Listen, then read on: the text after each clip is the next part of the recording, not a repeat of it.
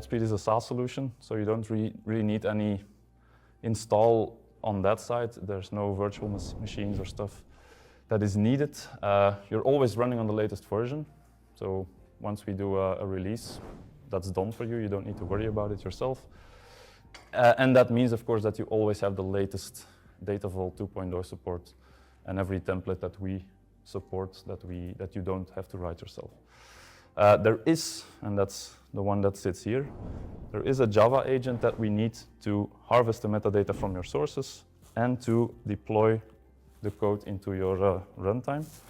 But that agent can be installed. It uses Java, so it can run basically anywhere.